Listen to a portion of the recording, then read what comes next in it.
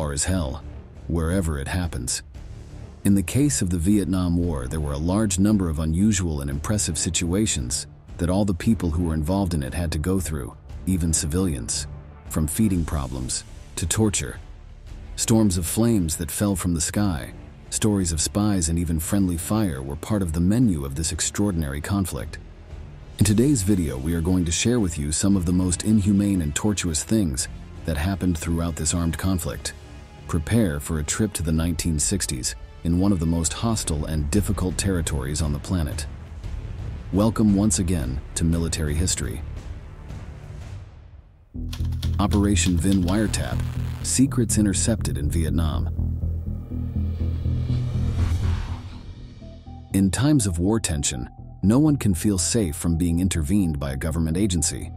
All information is valuable, like gold, and sometimes there are no ethical limits to obtaining it. In the midst of the confrontation, the CIA was the protagonist of an intriguing plot known as Operation Vin Wiretap from December 1972 to May 1973. The plan focused on intercepting North Vietnamese communications, providing crucial military information to the American diplomat Henry Kissinger. Given the intense surveillance on the borderlines, the strategic decision was to intervene in a military multiplex line in the heart of Vietnam, near Vinh. Stealth was essential, and the CIA turned to a modified helicopter called the Silent One. This Hughes 500P, enigmatically black and considered the most soundless in history, became the primary tool for eavesdropping on Viet Cong conversations, planning and decisions to obtain other crucial intelligence. The backdrop of the operation dates back to the Laos Civil War, where the CIA had attempted to install wiretaps on Vietnamese communist lines in 1966, but the locals had resisted the infiltration fiercely. The preparation was meticulous. 2 Hughes OH-6 Cayuse helicopters were transformed into the stealthy 500Ps, and a rigorous training program was put into place. Nationalist Chinese pilots were trained to add a layer of deception and staging in case the mission failed. However, challenges and disagreements led to the exclusion of the Chinese and American pilots were relied upon to carry out the mission. The operation, scheduled for October 1972, was delayed due to technical failures. Finally, on December 6th, the group Quiet One successfully took off. Flying at low altitude and avoiding anti-aircraft positions, the helicopter stealthily approached its target near Vinh. There, Laotian commandos descended, installing wiretaps in the darkness. Despite the setbacks, the operation was a success. From then on, during the peace negotiations in Paris and until May 1973, the wiretap constantly transmitted vital information to the United States. Henry Kissinger considered her a case of excellent intelligence. However, the eavesdropping went silent in May 1973 due to a technical failure in the spy devices. Attempts to replace the damaged part failed, and the mission came to an end. After hearing this, you must be thinking the following. In the middle of war, there is not a moment to relax. Something is always happening. And it's true, the soldiers couldn't even eat their food rations in peace. Let's move on to the next curiosity. Searat. Poorly fed militias. It was to be expected that there would not be a chef from a luxury hotel in the middle of a military camp in the middle of the jungle in Saigon or Laos. However, the alternative available to the US military was too rudimentary. The infamous sea rations, known among soldiers as Searat, were the only sustenance they had packaged, was the little they had during jungle patrols, upriver crossings, and in remote outposts in the middle of nowhere. They could choose between the 12 options offered by the Searats and received a random dish. Each kit came with a unique mix of canned meat, fruit or cake, crackers, and spread in its packaging. Let's see an example of one of these original packs.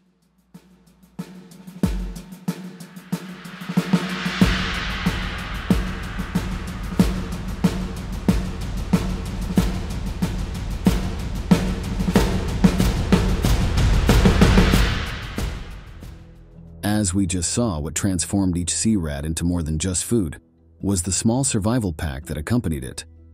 Gum, cigarettes, coffee, or toothpicks were part of the package. and were generally what soldiers valued most. Most of the items were old rations, which turned an already unattractive meal into real rubbish.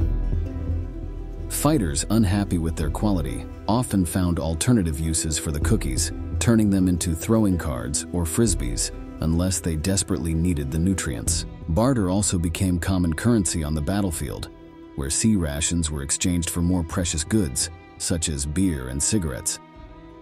However, the most astute of the soldiers avoided smoking, as they knew a dark secret. Smoking during night patrols could be a death sentence. In the dark night, the light of a lit cigarette was an invitation to snipers, and too many soldiers lost their lives to the reckless orange ember that gave away their position in the shadows. Another valuable artifact present in the Searat was without a doubt the favorite tool of the military. We are talking about the irreplaceable P-38 can opener.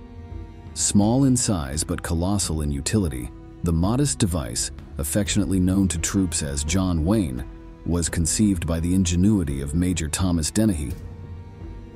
Initially designed for military use in 1942, the P-38 became a faithful companion from World War II until the 1980s, finding its place in the canned field rations of the United States Armed Forces.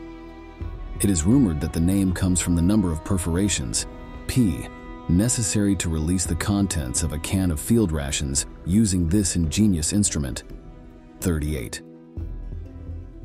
This small device, beyond its primary function, became a cutter of cloth and wire, or a screwdriver, proving to be the most versatile tool given to the troops in that scenario of chaos. Thus, between the harsh reality of sea rations and the stealthy danger of smoking in the dark, the soldiers had the comfort of John Wayne. In the middle of the battle, where even the choice of a meal or a cigarette was a fine line between life and death, the enemy was not the only one that generated lethal danger in the North American ranks themselves. Fragmentation, fragged for friends. The Vietnam War years were turbulent. The feeling of patriotism and duty with which the conflict was faced was in crisis. A unique and dangerous phenomenon arose in the ranks of the U.S. military known as fragging. This term refers to the act of attacking a superior in the chain of command with the intention of frightening him or even ending his life, using, in most cases, fragmentation grenades, an action from which the name comes. The use of these lethal weapons to intimidate or eliminate officers was strategically intended to make identification of the perpetrator difficult, especially amidst the chaos of the battlefield. In the early days of the war, the United States Army remained firmly convinced of the necessity of conflict, exhibiting unity and discipline. However, as the conflict dragged on, ethics and obedience crumbled. This decline was replicated in American civil society, which observed the horrors of combat transmitted by the media. Two events in the late 1960s would mark the progressive decline in morale and increasing irritability among the troops. The first was the decision of the Nixon administration to gradually withdraw the militias, although in practice, men were still sent and human losses continued. The second, just as important, was the assassination of Martin Luther King, which sparked racial violence. The unrest of American society filtered to the front lines, where official orders began to be questioned and disobeyed. Desertions arose. Racial militancy generated distrust among African Americans, and thus began the phenomenon of fragging. The potential victims were incompetent senior officers who put their subordinates at risk, fanatics or suicides who, in search of glory, dragged down their troops, and openly racist captains. At first, the warning was manifested in the form of a grenade placed on the bed of the targeted person, and if he persisted in his attitude, he was eliminated. Fragging cases ranged from individual acts to elaborate conspiracies. Sometimes the fraggers acted alone, driven by an explosive mix of desperation and pent-up resentment. In other cases, groups of soldiers joined together in a dark pact of resistance, creating a clandestine network of discontent that spread through the ranks. The devastating testimony that we are going to share with you demonstrates the spirit of resigned soldiers, which later led them to commit these actions. I couldn't see any purpose in the war back home. It never explained to me why we're actually here. And I really had nothing against these people. I want to kill them. And you go out in the woods and they'll shoot at you first. You'll see them, they'll shoot you if they get the chance. You have to shoot at them first. It's really bad. I still don't know why I'm here. That's God's truth. 3 months and I don't know why I'm shooting these people. Between 1970 and 1971, there were 363 cases of explosive devices directed against American officers in Vietnam. Although most of those responsible were never identified or punished, 71 cases of soldiers convicted of these crimes were documented. It should be noted that the official episodes are probably only part of the total, given that in the heat of combat and the clandestine nature of these acts, these practices generally went unnoticed. Fragging emerged in the context of an unpopular war, with low troop morale, drug abuse, racial tensions, and the uprising of American youth. In a war conflict, in which the dispute over human rights and youth rebellions made the militias make these types of decisions, there were some poor souls for whom no one raised their voice. Tiger cages, prisoners in animal captivity. 180 kilometers off the southern coast of Vietnam, in a remote corner inhabited by barely 5,000 people, lies a small archipelago of 15 islands known as Con Dao. Behind its serene appearance lies a dark part of history linked to the prison complex established in the early 19th century by the South Vietnamese government. In this seemingly paradisiacal corner, the great heroes of the Vietnamese Revolution suffered inhumane conditions and unimaginable torments, scorching sunbaths, merciless beatings, electric shocks, and, without a doubt, the most feared part of the complex by the inmates were the infamous tiger cages. Built in 1940 to house nearly 2,000 political prisoners, these cages were strategically located outside the prison, hidden in plain sight. There were 120 cells so narrow that the prisoners barely had room to stand. The ceilings, made of bars, allowed guards to beat prisoners with long bamboo sticks, treating them like beasts. Quicklime and water were thrown at them, inflicting severe burns on their skin. These brutal practices were not confined to the Vietnamese government, as during the Vietnam War, the United States forces joined in these brutalities. The prisoners, marked by suffering, raised their voices to denounce the abuses and torture that were tearing humanity apart in that gloomy room. It was not until 1970, when President Nixon sent a delegation of 10 congressmen to Vietnam to investigate peacekeeping, that these atrocities came to light. They refer to them as prisons, but they really were torture chambers. They had American advisors in the prisons, American military who were aware of the conditions, and they really were kept a secret. The horrors of what was going on there were kept a secret. And in 1970, a U.S. government delegation came to see what was really going on there. Clandestine information, like whispers of the truth, guided their steps, revealing a desolate panorama. The prisoners were subjected to inhuman torture, an insufficient diet, and the cruel weight of chains and dumbbells on their battered feet. The testimony of one soldier is as illustrative as it is heartbreaking. During that time, not a single day passed without us being hit at least once. They opened the cages and used wooden sticks to throw meat at us from above.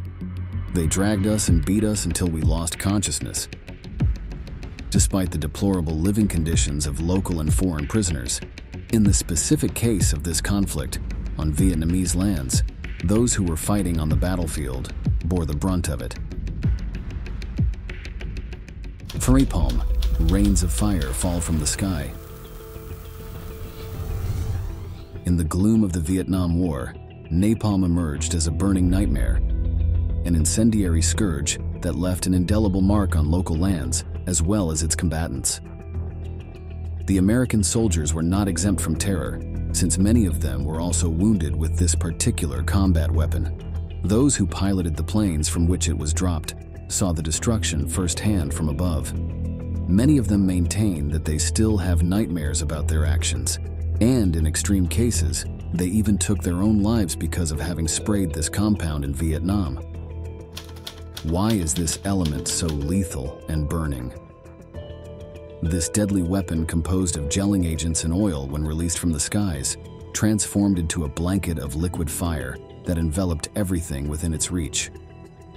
Without mercy or discernment, this chemical became the merciless executioner of those who found themselves in his path, whether they were Viet Cong soldiers, civilians, or even fellow Americans.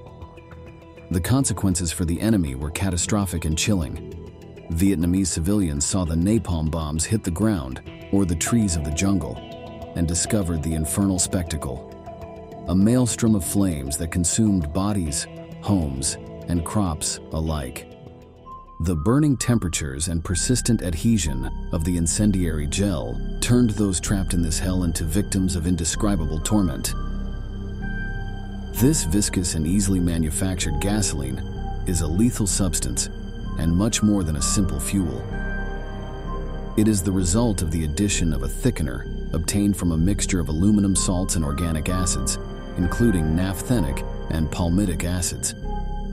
The particularity of the mixture, highly flammable, burns persistently and adheres tenaciously to any surface, even in vertical positions when it defies gravity, making putting out its fires extremely complicated. The way in which its burning potential was deployed was through aerial bombs and incendiary cartridges. Direct contact with the human body caused severe burns, often leading to death due to the unbearable pain. The physical consequences were horrific.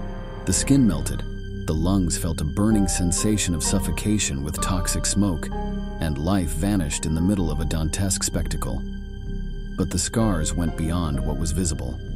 Fear gripped the minds of those who witnessed the fury of napalm, sowing anguish that would last long after the flames were extinguished. In cases of chemical weapons, and in particular gases, it is impossible not to mention Zyklon B, one of the most sinister components, used in one of the darkest moments in the history of the 20th century. Unlike napalm, which burns with unbridled ferocity, Zyklon B was a deadly gaseous compound used during the Holocaust. Conceived to exterminate, it was released into gas chambers to annihilate millions of innocents, mostly Jews. Two advances in science turned into horrors, two forms of devastation, each one inscribed in the collective memory as a synonym for indescribable and inhuman suffering. Napalm was this hideous jellied gas, burning at 2,000 degrees Fahrenheit. It didn't just kill you, it tortured you. It has a complete reference to Zyklon B, the gas they use in the concentration camps. It felt like chemical warfare at its worst. The military strategies, with napalm in their arsenal, sought to annihilate the morale and resistance of the enemy.